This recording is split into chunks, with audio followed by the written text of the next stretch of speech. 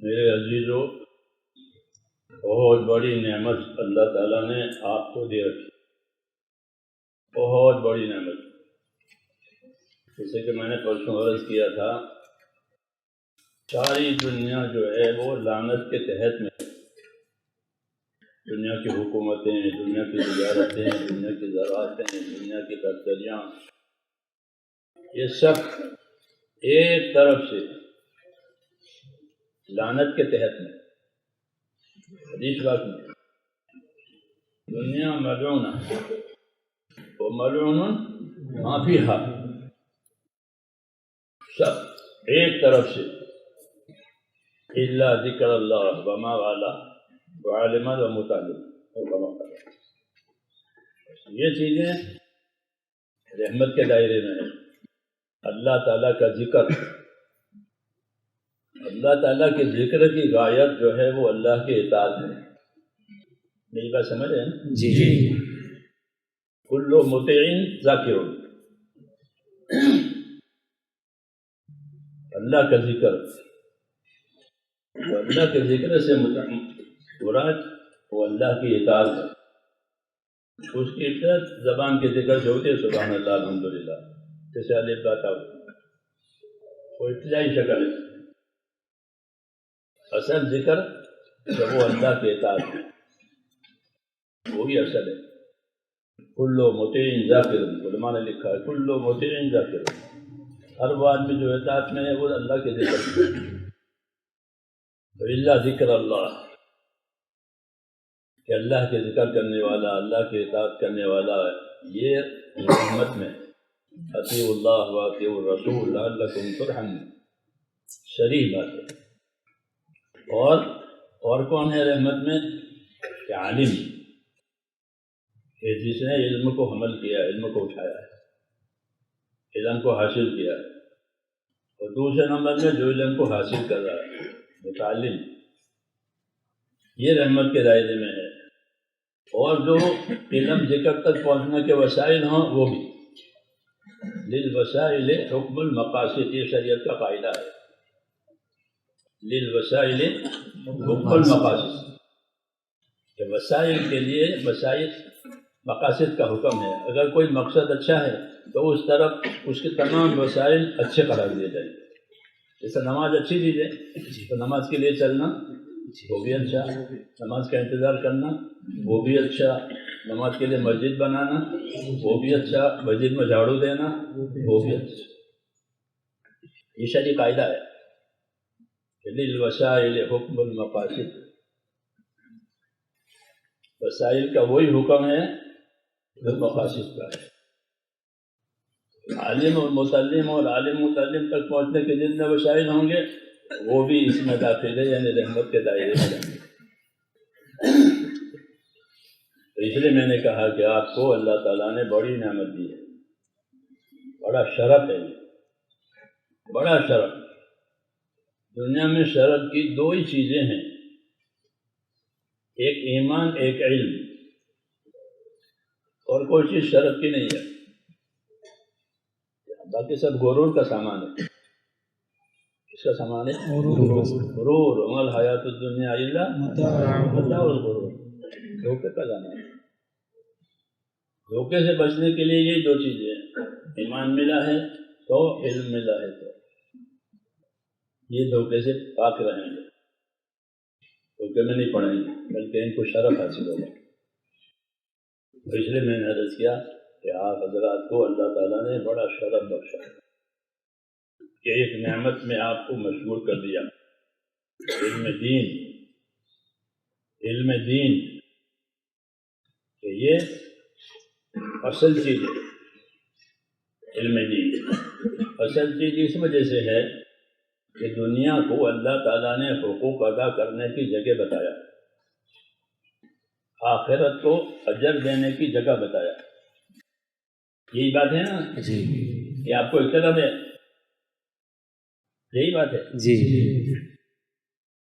کہ دنیا دار الحقوق اور آخرت دار الاجور، جو حق ادا کر کے جائے گا اس کو اجر ملے گا، جس نے حق ادا نہیں کیا اس کے لیے اجر کا کیا سوال پیدا ہوتا ہے؟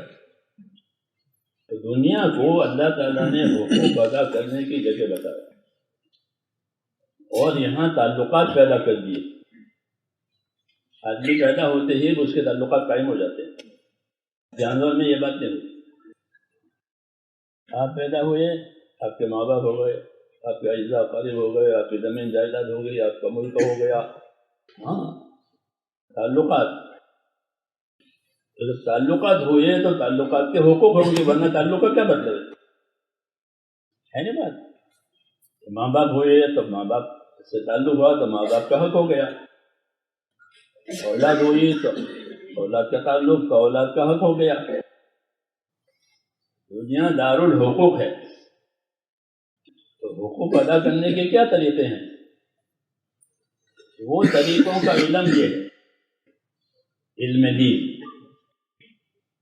کہ اس کو سیکھا جائے گا، اس کو پڑھا جائے گا، اس کو سمجھایا جائے گا، تاکہ جو حقوق ہم پر عائد ہوتے ہیں وہ ادا ہو جائیں.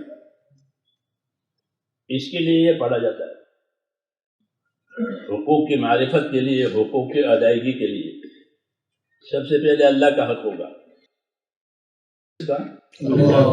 یا معاذ اتدری ماذا حق اللہ، حضور فرما رہے ہیں کہ معاذ آپ کو معلوم ہے اللہ کا کیا حق ہے؟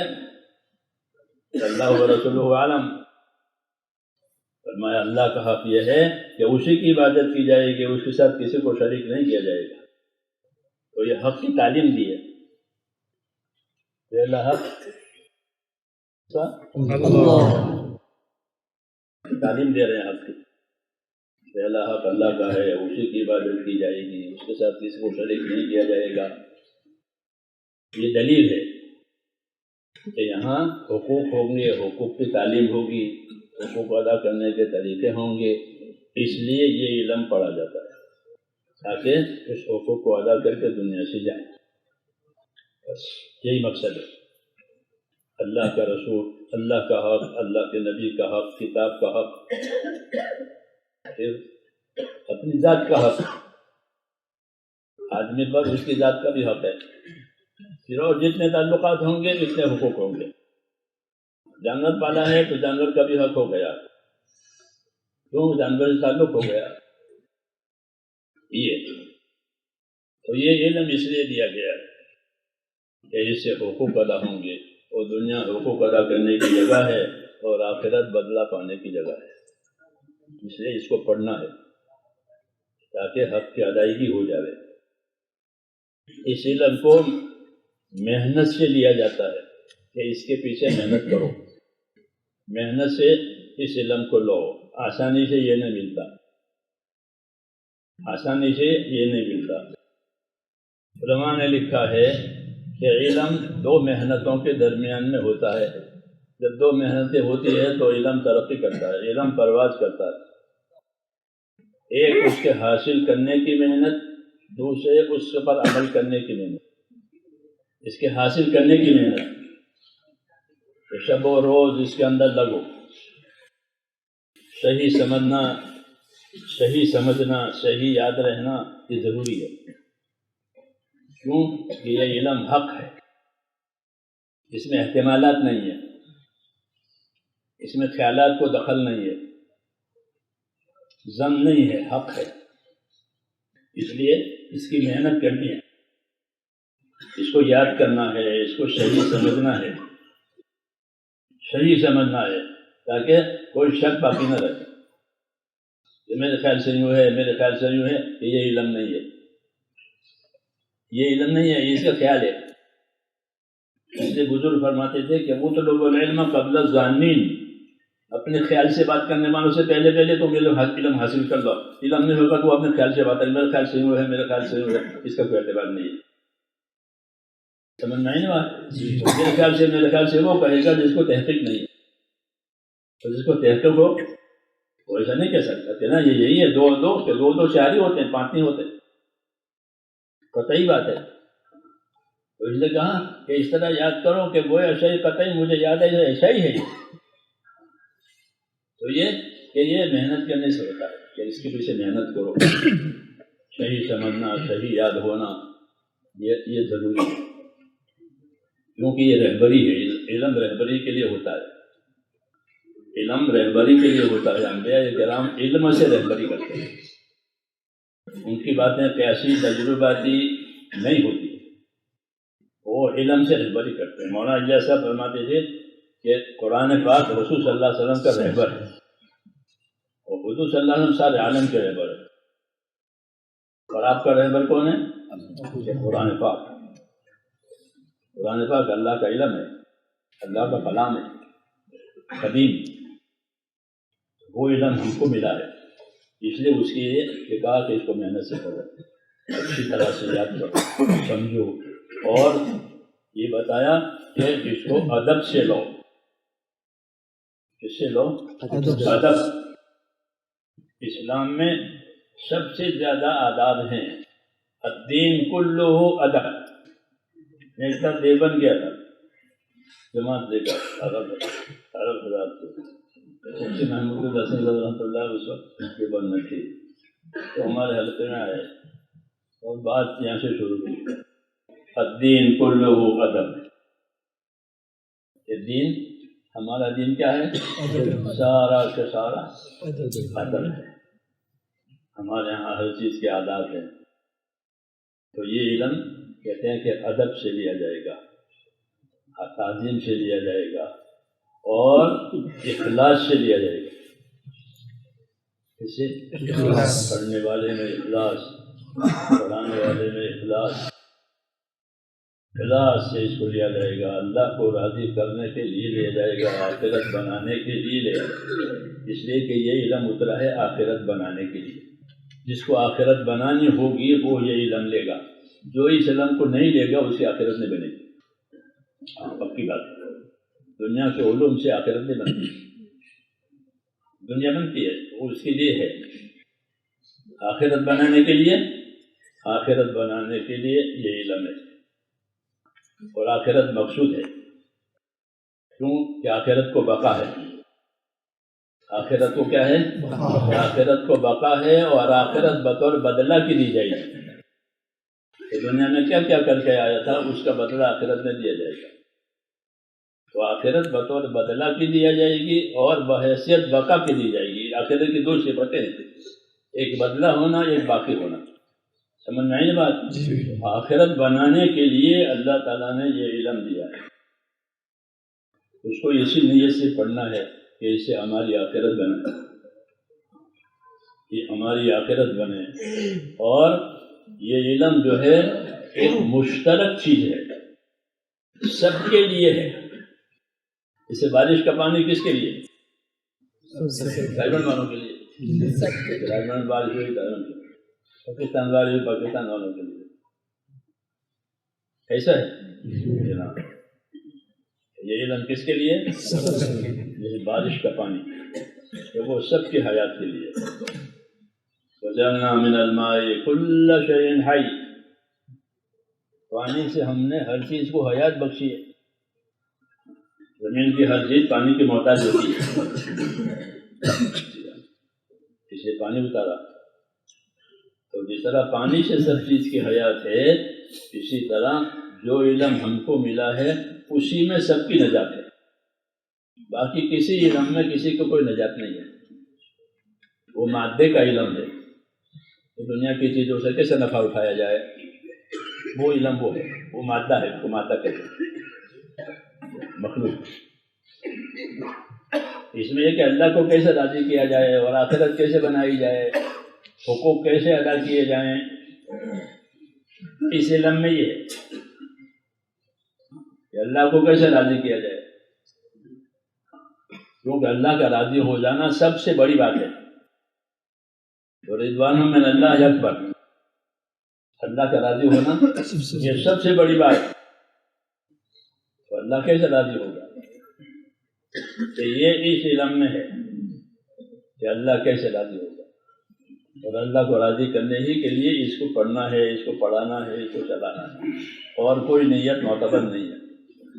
اخلاص کے ساتھ اس کو لیا جاوے، ادب کے ساتھ اس کو لیا جاوے، محنت کے ساتھ اس کو لیا جاوے، یہ اس کا حق ہے، یہ رسمی چیز نہیں ہے، یہ مصنوعی بات نہیں ہے، بلکہ یہ حق اور حقیقت ہے، یہ غیر منسوخ ہے، یہ مٹے گا نہیں ہے، لوگ بھول جائیں گے وہ الگ بات ہے۔ جیسے آج کے زمانے میں لوگ دین کے علم کو بھول گئے، لوگ بھول جائیں گے مگر یہ مٹے گا نہیں۔ اللہ اس علم کی حفاظت کرے گا تاکہ جس زمانے میں بھی اس کے حاصل کرنے والے کھڑے ہوں گے اللہ ان کو دے گا، تو اللہ اس علم کی حفاظت کرے گا۔ اس کا یہ شرف ہے کہ جس زمانے میں بھی لوگ اس کو حاصل کرنے کے لیے کھڑے ہوں گے اللہ تعالیٰ ان کو یہ چیز پہنچائے گا، اس کو اللہ محفوظ رکھے گا، اس علم کو اس کی اللہ حفاظت کرے گا۔ اس کا بڑا شرف ہے کیونکہ یہ تمام انسانیت کی نجات اسی میں رکھی گئی ہے۔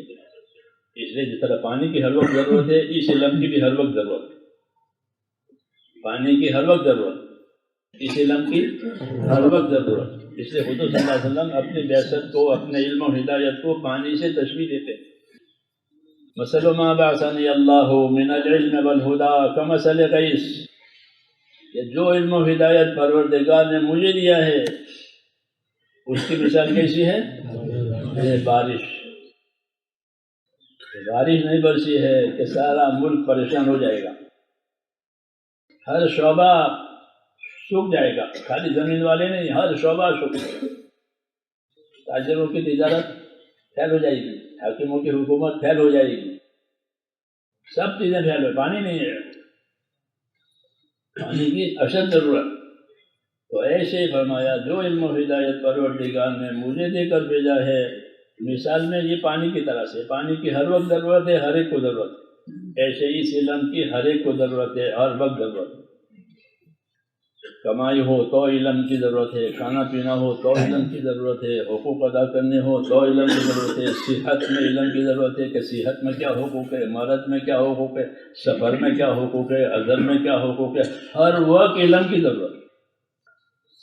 جی ہاں، یہ ضرورتیں کیسے پوری کرو گے تو اس کے طریقے بتائے، تو یہ اس کے ہر وقت ضرورت ہے پانی کی طرح سے، اس لیے ہر ایک کے ذمے اس کا سیکھنا لازم کیا کہ علم حاصل کرنا ہر ایک پر فرض ہے، ورنہ اس کی زندگی صحیح نہیں ہوگی۔ اس لیے اس کو حاصل کرنا ہے تاکہ اللہ تعالیٰ کے حقوق ادا ہو جائیں اور اللہ تعالیٰ کے حدود کی حفاظت ہو جائے۔ کیا ہو جائے؟ اللہ تعالیٰ کے حقوق ادا ہو جائیں اور اس کے حدود کی حفاظت ہو جائے۔ اللہ کے حقوق بھی ہے، حدود بھی ہے، جیسے ہر ملک کے حدود ہوتے ہیں نا، بارڈر اس کے، ایسے ہی اللہ تعالیٰ کے اپنے حقوق، اپنے حدود، وہ اس علم میں ملیں گے کہ یہ حقوق ہیں، یہ حدود ہے، حدود کی حفاظت کرو، حقوق ادا کرو، یہ تقاضا، حدود کی حفاظت کرو، کوئی حد نہ توڑے اور حقوق ادا کرو، یہ ہے اس علم کے تقاضے، تاکہ اللہ کے حقوق، اللہ کے حدود یہ ادا کریں۔ اس لیے اس کو بہت گہری نظر سے پڑھنا بھی ہے، پڑھانا بھی ہے، سیکھنا بھی ہے، سکھانا بھی ہے، اور اللہ سے اس کی سمجھ مانگنی ہے۔ کیا مانگنی ہے؟ کہ اللہ سے اس کی سمجھ مانگو۔ من اراد اللہ بہ خیرا یفقہہ فی الدین، کہ جس کے ساتھ اللہ بھلائی کا ارادہ کرے گا اس کو دین کی سمجھ دے گا۔ دین کی سمجھ کی علامت یہ ہے کہ آخرت کی فکر آوے، یہ دین کی سمجھ کی علامت ہے۔ فقیہ وہی ہے کہ جو آخرت سے باخبر رہتا ہے، آخرت کا فکر مند۔ اگر آخرت سے کی فکر نہیں ہے تو وہ فقیہ نہیں، وہ سفیہ ہے، سفیہ، نادان، یہ فقیہ ہے، اس کو صحیح سمجھ ہے کہ وہ آخرت کی فکر کے ساتھ زندگی گزارتا ہے، کیونکہ جس کے ساتھ اللہ بھلائی کا ارادہ کرے گا تو کیا ہوگا کہ اس کو اللہ تعالیٰ اپنے دین کی سمجھ دے گا، وہ آخرت کے بارے میں فکر مند رہے گا کہ میری آخرت کیسی بنے، ہاں میری آخرت اجڑے تو پھر بنے گی نہیں، اجڑ گئی، بن گئی، وہاں ایسا ہے، اس لیے وہ اس کے بارے میں فکر مند کہ وہی سمجھدار ہے۔ اس لیے میرے عزیزو، یہ بڑی نعمت ہے، اس کا شکر کرنا ہے، اور اس کا حق یہ ہے کہ سب سے پہلے یہ علم ہمارے اوپر منطبق ہو جائے، کہ ہم اپنے علم کے تابع ہو جائیں، آدمی دو چیزوں میں سے ایک کا تابع ہوگا، یا اپنے خواہشات کا تابع ہوگا یا علم کا تابع ہوگا۔ اگر علم چھوٹ گیا تو خواہش کی تابع داری ہوگی، دوسرا راستہ نہیں ہے، دوسرا راستہ نہیں ہے۔ دو ہی راستے ہیں، یا ہوا کا راستہ یا ہدا کا راستہ، یہ دو ہی راستے دنیا میں، اتباع ہوا اتباع ہدا، اتباع ہوا اتباع ہدا۔ تیسری جگہ ہے؟ تیسری جگہ نہیں ہے۔ یا تو اپنی ہوا کا اتباع کرے گا یا پھر ہدایت کا اتباع کرے گا۔ انبیاء کرام کو ہدایت کے موضوع کے ساتھ اللہ بھیجتے ہیں، هو الذی ارسل رسولہ بالہدی ودین الحق، کہ اللہ نے اپنے رسول کو کس کے ساتھ بھیجا؟ ہدا اور دین الحق، یعنی عقائد صحیحہ اور اعمال صحیحہ، ان دونوں کے ساتھ بھیجا، دونوں کے ساتھ بھیجا۔ هو الذی ارسل رسولہ بالہدی ودین الحق، ایسے عقائد بھی صحیح ہیں اس میں اور اعمال بھی صحیح ہیں، کہ ہاں یہی ہدایت ہے کہ اندر بھی صحیح باہر بھی صحیح۔ اس کے ساتھ اللہ نے اپنے رسول کو بھیجا، هو الذی ارسل رسولہ بالہدی ودین الحق۔ تو یہ ہے میرے دوستو ہمارا یہ موضوع، کہ حضور صلی اللہ علیہ وسلم کا کمال یہ تھا کہ آپ کو ہر لائن کا علم کامل دیا گیا، عقائد ہو، عبادات ہو، معاملات ہو، معاشرت ہو، اخلاق ہو، عقوبات، سیاسیات، سب ہر لائن کا علم آپ صلی اللہ علیہ وسلم کو کتنا دیا گیا؟ کتنا دیا گیا؟ کامل دیا گیا، اقبال کامل دیا گیا۔ اس لیے ہم کو کسی سے پوچھنے کی ضرورت نہیں ہوگی، ہماری چیز پوری ہمارے پاس آ گئی ہے۔ جی ہاں، پوری۔ پھر حضور کا کمال یہ تھا کہ آپ نے اپنے تمام علوم کو دعوت سے جوڑا۔ کسے جوڑا؟ دعوت سے جوڑا، اس کی دعوت دی کہ اس کو لے لو، اس کو لے لو، اس کو لے لو، میری طرف آؤ۔ کیوں کہ وہ نازل ہی سب کے لیے ہوئے،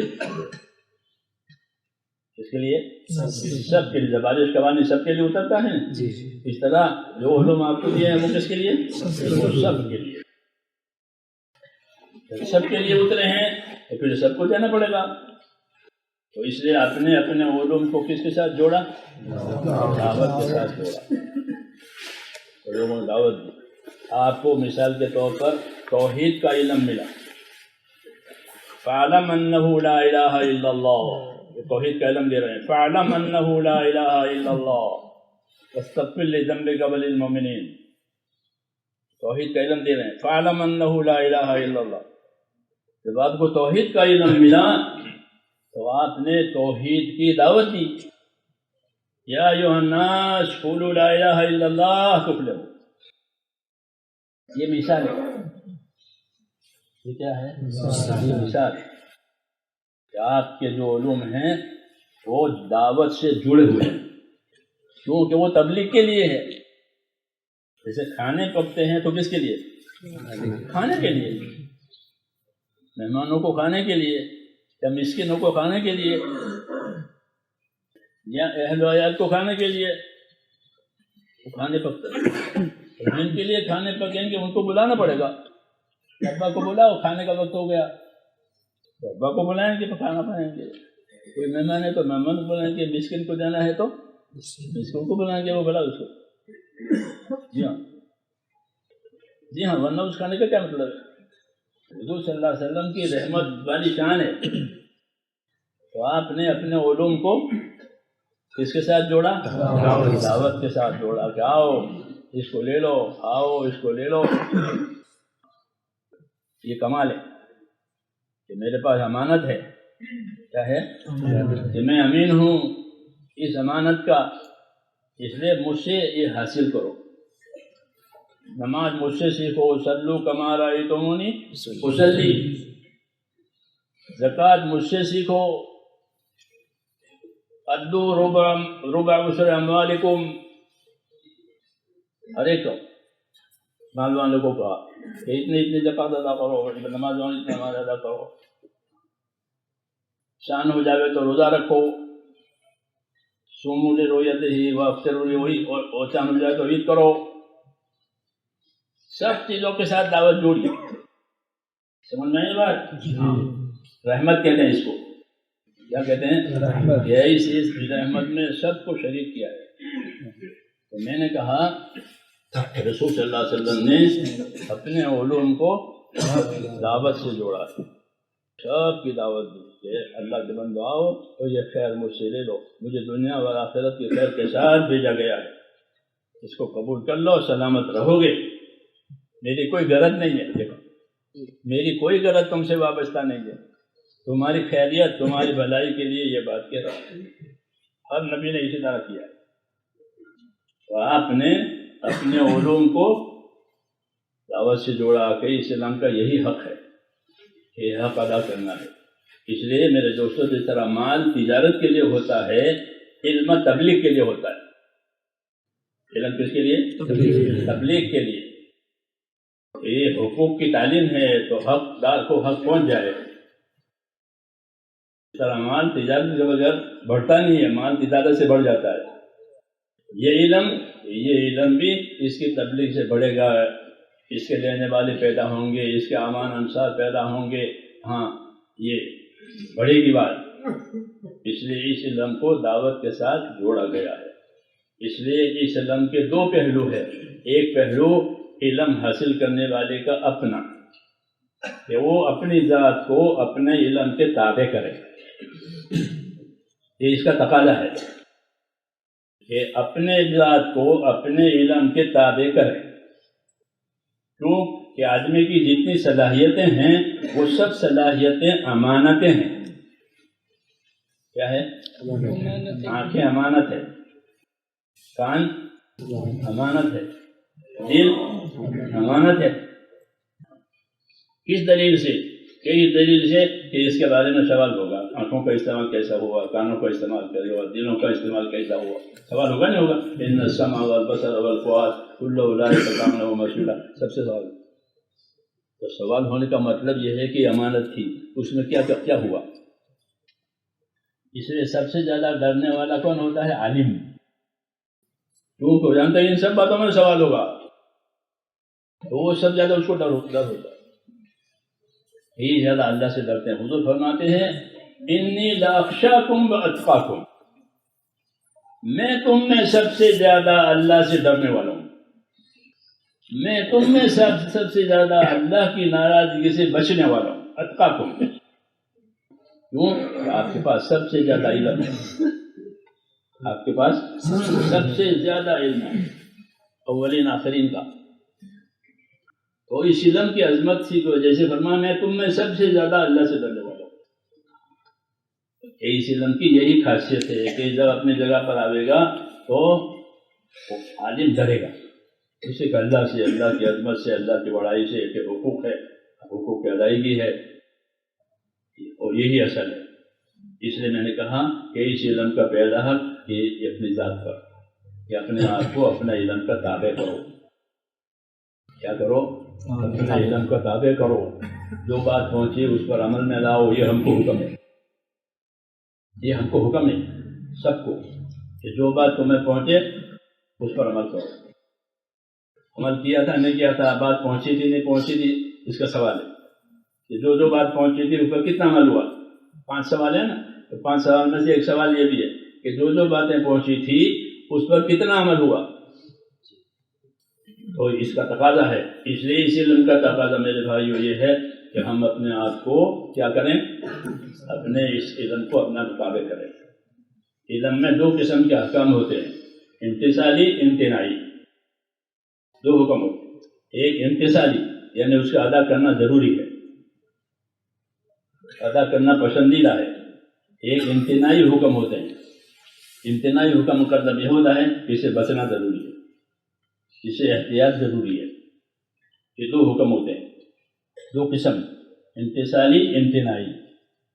تو اپنے آپ کو دونوں کا پابند کرنا، دونوں کا پابند کرنا. امتثالی حکم میں فرائض بھی آئیں گے، واجبات، مستحبات، مسنون، یہ سب آئیں گے، اس میں حرام، مکروہ، مشتبہ یہ سب آ جائیں گے، یہ امتناعی میں ہے۔ تو اس علم کا یہ تقاضا ہے کہ اپنے آپ کو سیکھ کر کے اس کا پابند بناؤ۔ یہ بڑا شرف ہے، بہت بڑا شرف ہے، نبیوں والا راستہ ہے، نبیوں والا علم ہے، بڑا شرف۔ اور یہ بات نہیں ہے تو اللہ حفاظت فرمائے گا۔ یہ پھر علم کے ذریعے سے آدمی گرے گا تو بہت گرے گا، بے عملی سے، بے عملی سے۔ بنی اسرائیل کے علماء کو اللہ نے فاسق کہا، کیا کہا؟ وَأَنَّ أَكْثَرَكُمْ فَاسِقُونَ، تمہاری اکثریت فاسق ہے۔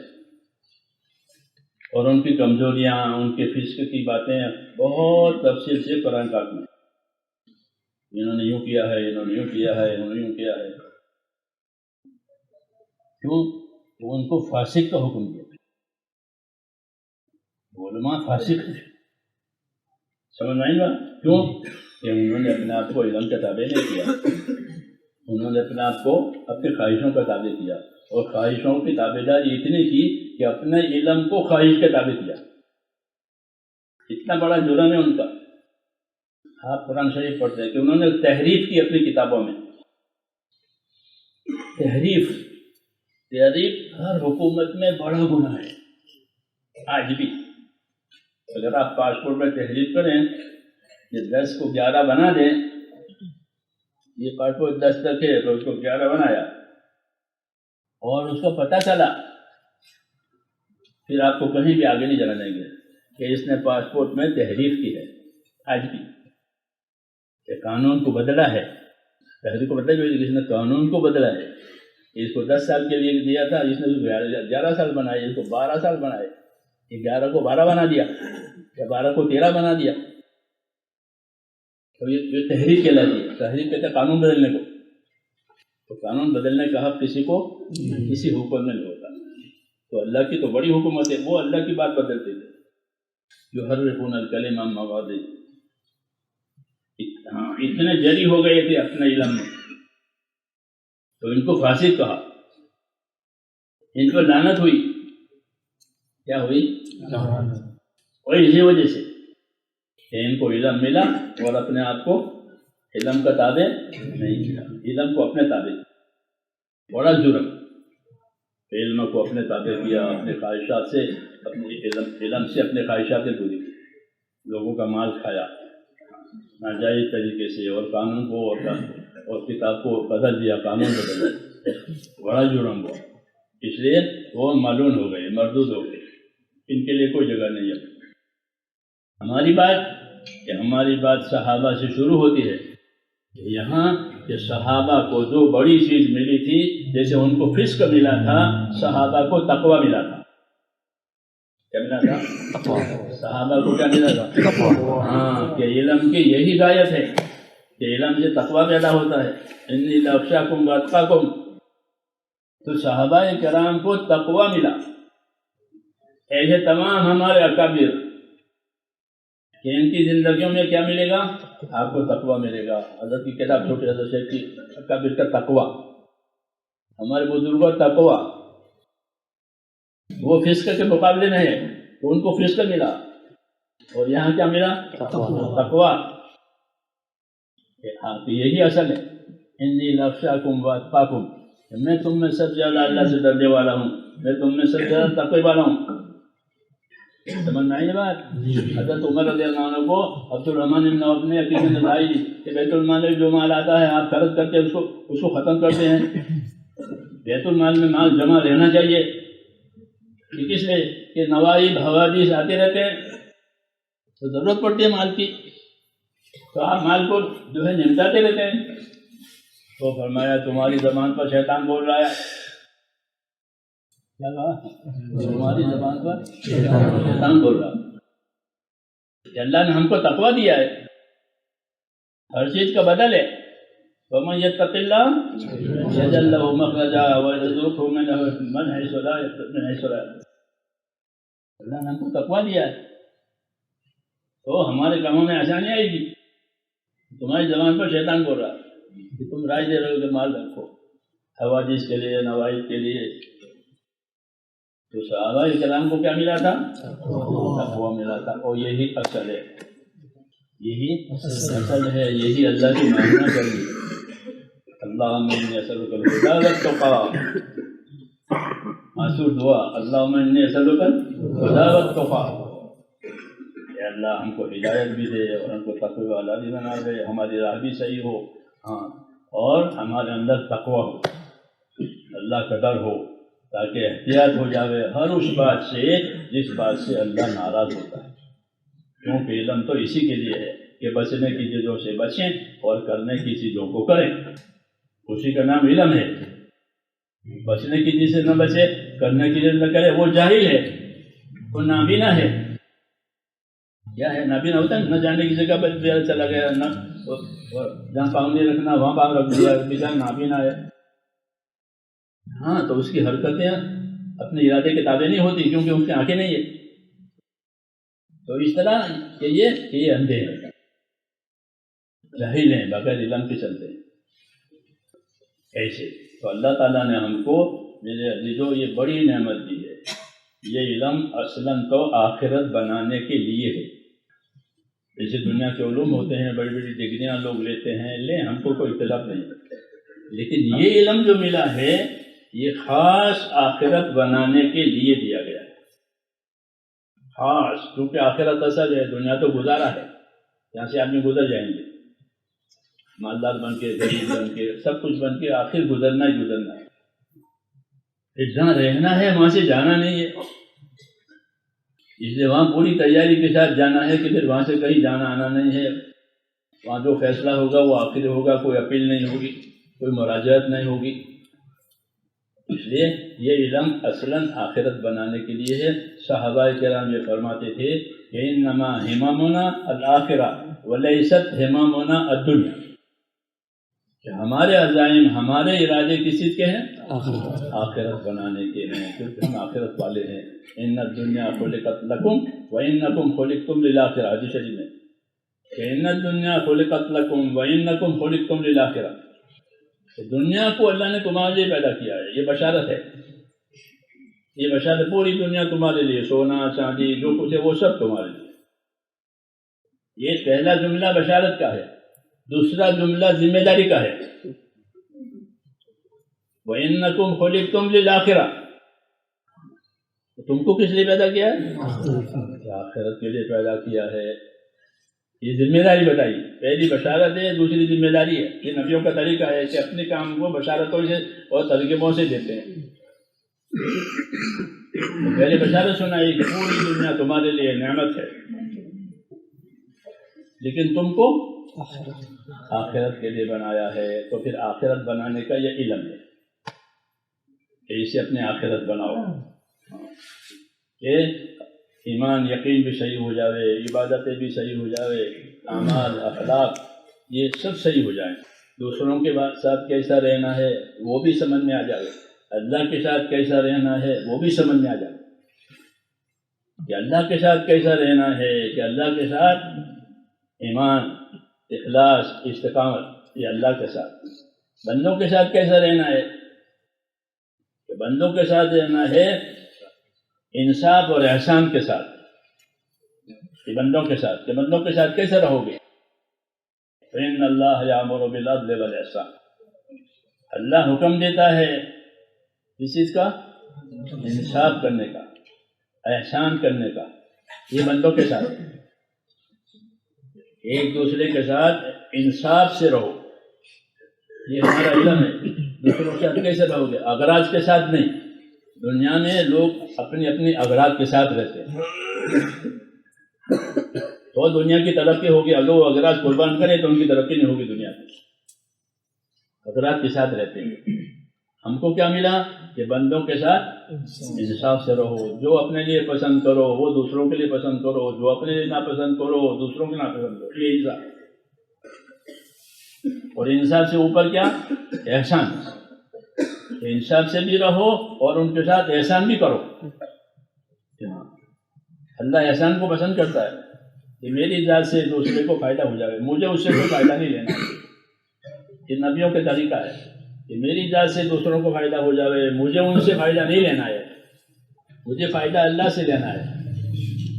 اس لیے ایمان اور احسان یہ بندوں میں، جی ہاں یہ بندوں میں، انصاف احسان، انصاف احسان یہ بندوں میں ہے۔ جانور پیدا ہے تو اس کے ساتھ احسان کرو، ذبح کرو تو احسان سے ذبح کرو، اذا ذبحتم فاحسنوا الذبح، اس کو اچھی طرح ذبح کرو، تکلیف نہ ہو، اس کو تیز چھری لا کر۔ احسان ہر بات میں، مخلوق کے ساتھ انصاف، مخلوق کے ساتھ احسان، یہ مخلوق کے بارے میں، یہ ہمارا دین ہے میرے دوستوں۔ اسی کو پڑھنا ہے، اسی کو پڑھانا ہے اور اسی کی تبلیغ کرنی ہے۔ کیا کرنی ہے؟ تبلیغ کرنی ہے کہ دنیا میں یہ خیر پہنچے، اس سے بڑھ کر کوئی خیر نہیں ہے، یہی اصلی خیر ہے، اس کا یقین ہونا چاہیے کہ یہی اصلی خیر ہے۔ اللہ اسی سے دنیا بھی بنائے گا، اللہ اسی سے آخرت بنائے گا۔ ہاں یہ الگ بات ہے کہ جو چیز حق ہوتی ہے اس کی ابتدا ناگواریوں سے ہوتی ہے۔ آدمی جب حق کی پیروی کرے گا، حق پر چلے گا تو ابتدا کس سے ہوگی؟ ناگواریوں سے، تکلیفوں سے، کیونکہ جنت کا راستہ ناگوانیوں کا راستہ ہے اور دوزخ کا راستہ خواہشات کا راستہ ہے۔ اس لیے یہاں ناگواریوں میں ابتدا آئے گی۔ مولانا یوسف صاحب فرماتے تھے کہ حق کی ابتدا ناگواریوں سے، انتہا کامیابیوں سے، اور باطل کی ابتدا خواہشات سے، انتہا نامرادیوں سے۔ انتہا میں کچھ نہیں ہے، پرلم ترلم بالامس، کوئی چیز تھی نہیں، ایسا ہو جائے گا، باطل ایسا ہو جائے گا سب، کوئی کچھ تھا ہی نہیں۔ کافی تمنا کرے گا کہ کاش میں مٹی ہوتا، ارے بھائی تو بڑا آدمی تھا دنیا میں، بڑی کچھ نہیں، کچھ بھی تھی نہیں، کاش میں مٹی ہوتا، یا لیتا نہیں کون تو رابع۔ یہ تو میرے بھائیوں یہ چیز بڑی ہم کو ملی ہے، اس لیے اس کا حق ہے کہ ہم اپنے آپ کو اس کا تابع کریں، اس پر عمل کریں، اللہ سے ہدایت اور تقویٰ مانگیں۔ دوسرا پہلو اس کا کہ یہ امانت ہے، اس لیے اس امانت کے طلبگار پیدا کرو۔ یہ امانت، کچھ تو طلب والے آئیں گے، ان کو تو لینا ہی دینا ہے، اور جو بے طلب لوگ ہیں ان کو کیا کرو گے؟ ان کو کیا کرو گے؟ ان میں طلب پیدا کراؤ تاکہ وہ لینے آوے۔ علم میں دو باتیں ہیں کہ جو علم لینے کے لیے آوے وہ تو طالب علم ہے، وہ تو آ ہی گیا، وہ تو مہمان ہو گیا، اس کو تو دینا ہی دینا ہے۔ تو نے وصیت فرمائی تھی میرے پاس لوگ آئیں گے تمہارے پاس اس کو لینے کے لیے، اس دین کو لینے کے لیے، تو میری وصیت قبول کرو، ان کے ساتھ اچھا سلوک کرنا۔ صحابہ سے فرمایا تھا، وہ تو طلب والے ہیں، وہ تو خود ہی آئیں گے لیں گے، لیکن ایک بہت بڑا طبقہ وہ ہے کہ جن میں کیا نہیں ہے؟ طلب ہی نہیں ہے، تو ان کو کیا کرو گے؟ کہ ان میں طلب پیدا کراؤ۔ دیکھو یہ موبائل شروع ہوا تو سب لوگ اس کے طالب ہو گئے، بھکاریوں کے پاس بھی وہ ہے موبائل ہے، ان کے کیا مسائل ہوں گے دنیا کی زندگی میں پتہ نہیں۔ جو بڑے لوگ ہوتے ہیں مسائل ہوتے ہیں ان کے اپنے کاروبار کے، اس کے ان کے موبائل، بھکاری ہاں یہ کیا طلب پیدا ہوگی، کیا پیدا ہو گئی؟ طلب پیدا ہوگی، طلب پیدا ہوگی۔ یہ طلب بڑی نعمت ہے، اگر حق کی طلب پیدا ہو گئی تو سلمان فارسی کی طرح برسوں چلے گا اور جا کر کے صاحب نبوت سے ملے گا۔ طلب کی بات ہے، یہ مثال ہے ہماری تاریخ میں، یہ طالب علم ہے سلمان فارسی، یہ حق کی مجوسی کے بیٹے ہیں، طلب پیدا ہوئی تو وہاں تک پہنچ گئے، سلمان منا اہل البیت، وہ تو گھر میں آ گئے۔ طلب کی بات ہے، مولانا اللہ صاحب کا یہ فرمانا تھا کہ آج امت میں طلب نہیں ہے، اور جو ہے وہ بھی دن بدن گھٹ رہی ہے، اور دین اتنی بڑی چیز ہے ہمارا کہ اسی میں حقوق کی ادائی ہوگی، اسی میں امانتوں کی ادائیگی ہوگی، اسی میں ساری چیزیں، اور اس کی طلب ہی نہیں ہے، تو کیا کرنا پڑے گا کہ لوگوں میں جا کر کے اس کی پہلے طلب پیدا کراؤ، کیونکہ جو طلب سے لے گا وہ قدر کرے گا، جو بے طلب کے لے گا وہ پھینک دے گا۔ آج دنیا میں نہیں کہ بہت سی اچھی اچھی چیزیں چھپ کر کے آتی ہے اور جمعہ کی نماز کے بعد اس کو بانٹتے ہیں لوگ، تو پڑھ کے پھینک دیتے. وہ اچھی چیز کیوں؟ یہ طلب نہیں ہے، یہ طلب ہی میں قدر نہیں ہوتی. اس لیے نبیوں کو دعوت کا کام دیا گیا ہے کہ دعوت کے اندر یہ ہے کہ بے طلبوں میں طلب پیدا کراؤ. تو انبیاء کرام دو چیزوں سے اپنے دعوت میں طلب پیدا کرتے ہیں. ایک فضائل کے علم سے، اس سے انبیاء کرام پر فضائل کا علم القا ہوتا ہے، قیاسی نہیں ہوتا. کیا ہوتا ہے؟ القا ہوتا ہے.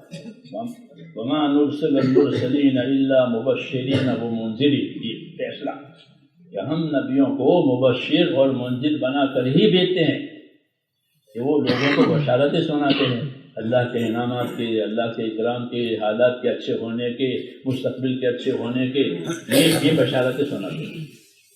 اور دین نہیں ہوگا تو اس کے خلاف جو خطرے ہیں اس خطرے سے آگاہ کرتے ہیں، مبشرین منذرین. تو دعوت میں یہ علم چلتا ہے کہ لوگوں کو بشارتیں سناؤ، اللہ کا انعام و اکرام بتاؤ، اللہ کی قدرت سے ہونا بتاؤ، ہاں، اور اللہ کی ناراضگی سے ڈراؤ کہ اللہ کی ناراضگی کے کیا احوال ہے. اللہ تعالیٰ نے دونوں قسم کے قصے قرآن پاک میں ذکر کیے کہ کتنے لوگوں کو ہم نے اپنی قدرت سے ان کی کمر توڑ دی، کتنی طاقتوں کی ہم نے کمر توڑ دی کہ وہ قیامت تک اٹھیں گے نہیں. کم قسمنا من قریۃ بطرت معیشتھا، کتنے بستی والے ہم نے ان کی کمر توڑ دیا، اب وہ قیامت تک نہیں اٹھیں گے. ان کی کمر ٹوٹ گئی، ایسی سزا دی ان کو. وہ ڈرانے کی باتیں بھی ہے اور نعمت کی باتیں بھی ہیں کہ یہ امت میں چلاؤ. اس سے امت میں کیا آئے گا کہ اپنے آخرت کی، اپنی ذمہ داری کی فکر اور طلب آئے گی. تو ایک طلب پیدا کرانے کے لیے نبیوں کو فضائل کا اور ترغیب کا علم اتارا ہے. ہر نبی ترغیب سے کام لیتا ہے، بندے کو اس کی حیثیت سمجھاتا ہے، اس کی ذمہ داری سمجھاتا ہے، پھر اس پر کیا ملے گا وہ. دوسرا، ترغیب کے علم کے ساتھ دوسری چیز لوگوں میں ترغیب پیدا کرانے کی وہ ہے اچھے اخلاق، حسن معاشرت. کیا ہے؟ حسن معاشرت. حضور صلی اللہ علیہ وسلم کی ذمہ بڑی ذمہ داری تھی قیامت تک. آپ کو اخلاق کا سب سے اونچا معیار دیا گیا کام کرنے کے لیے، اونچے سے اونچا معیار اخلاق کا جو اللہ کو آپ کو دیا گیا. تو یہ کام فضائل کے ذریعے سے اور حسن معاشرت کے ذریعے سے چلے گا. مولانا انجا صاحب رحمۃ اللہ علیہ نے یہ کام اسی طریقے سے چلایا. کس راہ سے چلایا؟ معاشرت کے راہ سے چلایا.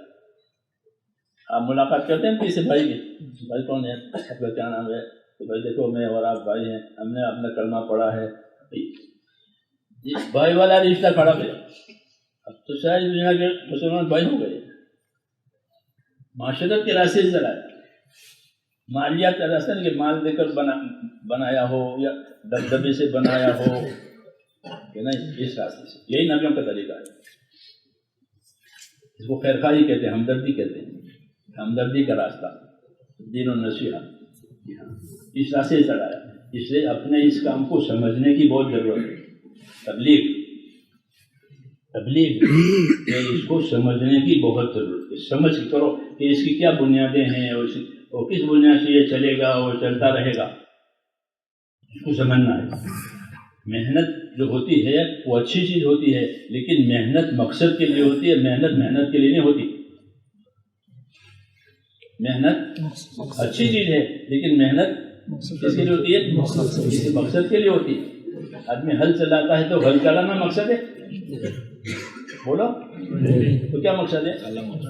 فصل لینا مقصد ہے. فصل، ہاں، ہل چلانے کا مقصد محنت نہیں ہے کہ بھائی محنت کرو، ہل چلاؤ ہل چلاؤ ہل چلاؤ. ایسا ہے؟ چکی چلاؤ چکی چلاؤ چکی چلاؤ، ایسا ہے کہ نہیں. چکی چلے گی آٹا لانے کے لیے اور ہل چلے گا فصل لینے کے لیے. ایسے ہماری محنت ہوگی ہدایت لینے کے لیے. کیا لینے کے لیے؟ ہدایت لینے کے لیے. یہ محنت مقصد کے لیے ہوتی ہے. اور محنت کا مقصد کیا طے کرو کہ محنت کس کے لیے ہوتی ہے؟ والذین جاہدوا فینا آگے محنت تو مقصد ہے جو محنت کریں گے ہم ان کو اپنے راستوں کی ہدایت دیں گے. جب محنت ہوگی تو ہر طبقے کو اپنے طبقے کا دین ملے گا. تاجروں کے بعد تجارت کا دین دیکھو گے، جیسے صحابہ میں جو تاجر تھے ان کے بعد تجارت کا دین تھا، کیونکہ ان کو تجارت کے دین کے بغیر بازار میں کاروبار کرنے کی اجازت نہیں تھی کہ بازار میں وہ کاروبار کرے گا جس کو کاروبار کا جس کے بعد دین ہوگا. یہ اصول تھی. اس لیے حضرت علی فرماتے تھے سوق المؤمنین کا مسلح ہوں. کہ مسلمانوں کے مارکیٹ کیسے ہوں گے؟ کا مسلح ہوں. جیسے ان کی نماز کی جگہ ہوتی ہے صاف ستھری پاک صاف، ہر آدمی پاک صاف ہو کر رہے گا اور نیکی ہی کرے گا مسجدوں میں، اور کیا کرے گا. تو جس طرح مسلمانوں کی مسجدیں ہیں مسلح، ایسے مسلمانوں کی مارکیٹ ہے. غلط یہاں بھی نہیں ہے، غلط وہاں بھی نہیں ہے. سوق المؤمنین کا مسلح ہوں کہ مسلمانوں کے بازار کیسے ہوں گے؟ جیسے ان کی جائے نماز. میں کوئی غلط کرتا ہے مسجد میں؟ مسجد ہے، مسجد ہے، کیا کرے؟ فوراً اس کے پیچھے پڑ جائے گا. جی ہاں، وہی فرماتے ہیں سوق المؤمنین مسلح ہوں کہ ان کی مسجد ہے، ان کی مارکیٹ ہے ایک ہی ہے. وہاں بھی اللہ، یہاں بھی اللہ، یہ ایک ہی. مگر یہ بات بنے گی کب؟ کہ جب اس کی محنت ہوگی. کہ محنت کا یہی مقصد ہے کہ ہر طبقے میں اپنے طبقے کا دین آوے. سمجھے نہیں کہ ہمارا دین صرف نماز روزے تک نہیں ہے، کہ ہمارا دین تو دین کی زندگی کی ہر حالت کے لیے ہے. جیسے روشنی کی ہر وقت ضرورت پڑتی ہے. اب مہمان خانہ ہو تو بھی روشنی، غسل خانہ ہو تو بھی روشنی چاہیے، ہے نہیں بات؟ یا خالی مہمان خانے کے لیے روشنی چاہیے؟ روشنی ہر جگہ. اس طرح ہدایت ہر جگہ چاہیے. اس لیے حضور صلی اللہ علیہ وسلم کو ایک عمومی محنت دی گئی.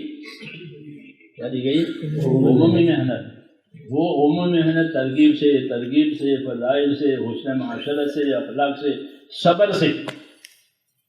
اس سے کہ اس کام میں صبر کرنا پڑے گا. نبیوں کے پاس سب سے زیادہ صبر ہوتا ہے. جتنا بڑا نبی اتنا بڑا صبر. حضور کو یہ تلقین کی گئی کہ فاصبر کما صبر اولو العزم من الرسل. بڑے بڑے رسولوں نے جیسے صبر کیا آپ بھی کرو. تو آپ کے پاس سب کا صبر ہے، سب سے زیادہ صبر آپ نے کیا ہے. کیوں کہ کام ہی صبر کا ہے. تو اس کام میں صبر بھی ہے، دوسروں کی خیرخواہی بھی ہے، اور اس کام کو کہ ترغیب سے، فضائل سے، حسن معاشرت سے یہ کیا جائے گا سنت طریقے پر. حضور صلی اللہ علیہ وسلم نے اپنے اس میں کام کو کہ صحابہ کی جماعتیں بنا کر کے یہ ساری باتیں سمجھا کر کے پھر ان کو کہا اس طرح کرو، اس طرح کرو، اس طرح کرو. اور اپنی نگرانی میں کرو.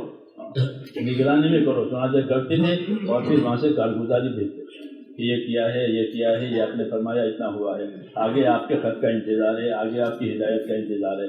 تو پھر دوبارہ یہاں سے وہ ہدایت جاتی ہے کہ اب یوں کرو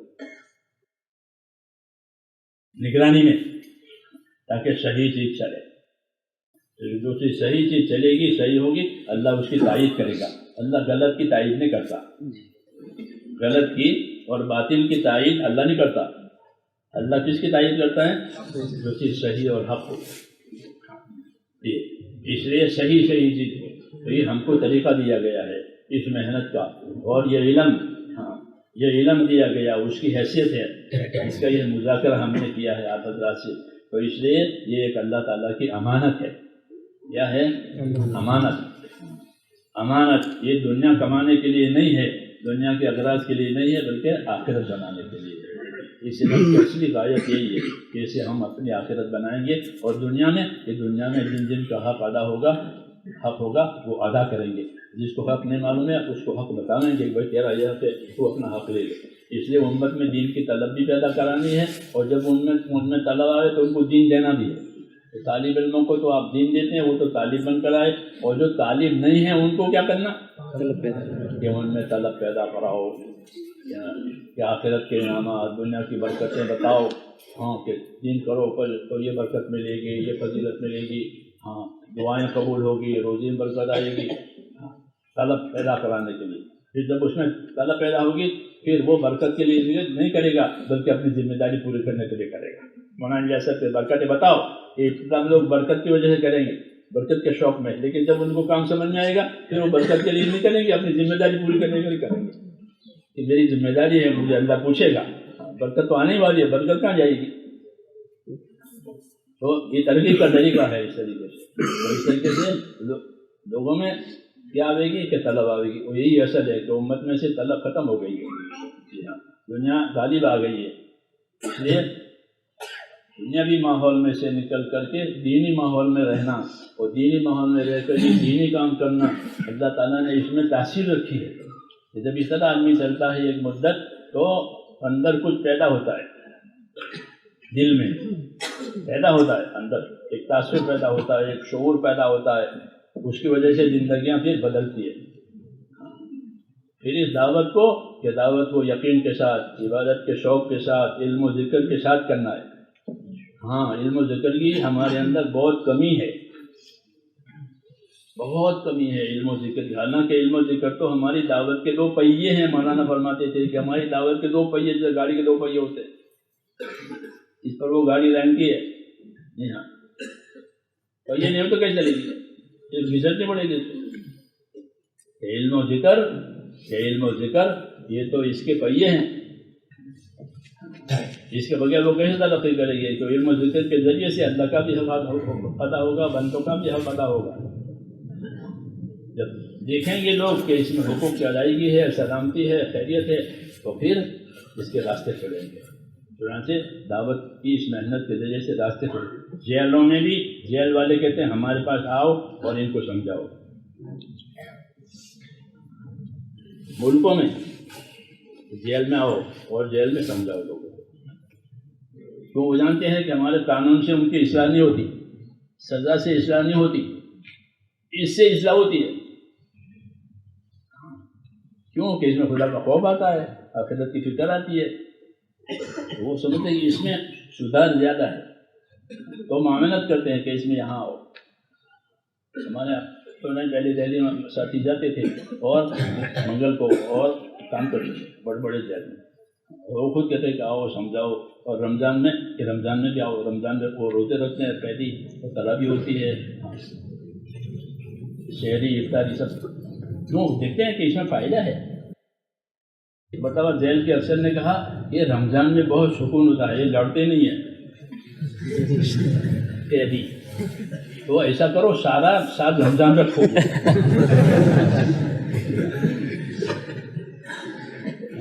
صحیح ہے، حضور نے فرمایا نہیں حدیث میں کہ اگر میری امت کو پتہ چلے کہ رمضان کیا ہے تو میری امت یہ چاہے کہ سارا سال رمضان رکھے.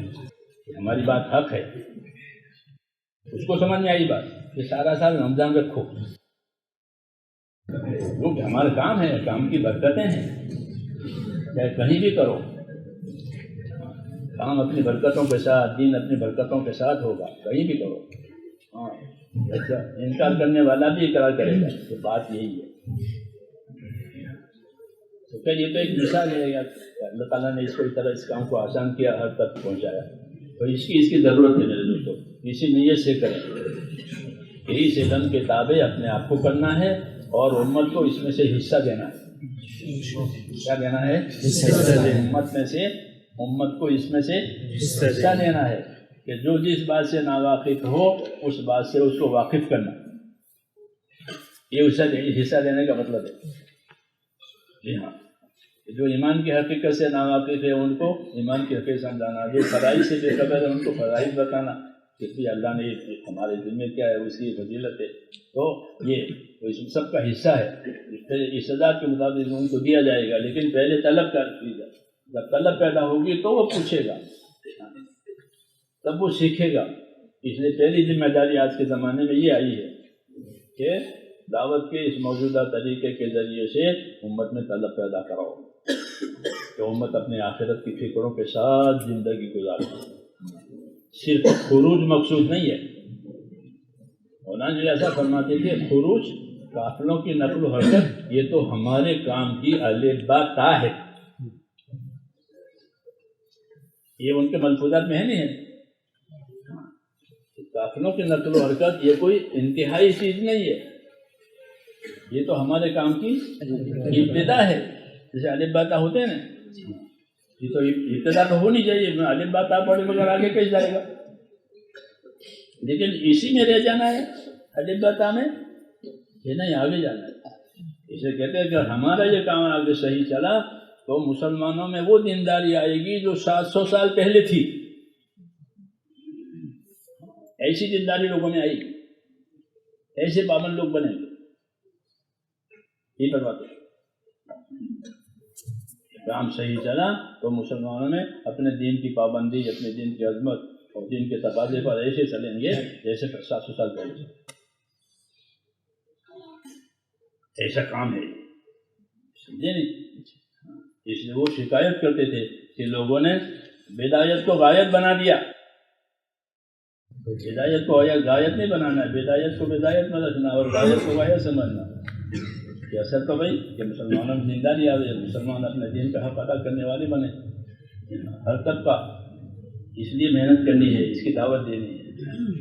تو اس لیے پڑھنے کے زمانے میں اچھی طرح پڑھنا، اچھی طرح پڑھنا، اور یہ سمجھنا کہ یہ پڑھنا پڑھانا ہمارا کسی کام کے لیے ہے، اور وہ یہ ہے کہ اپنی ذات سے اپنے آپ کو پابند کرنا، دیندار بنانا، اور امت میں دینداری آوے اس کے لیے کام کرنا.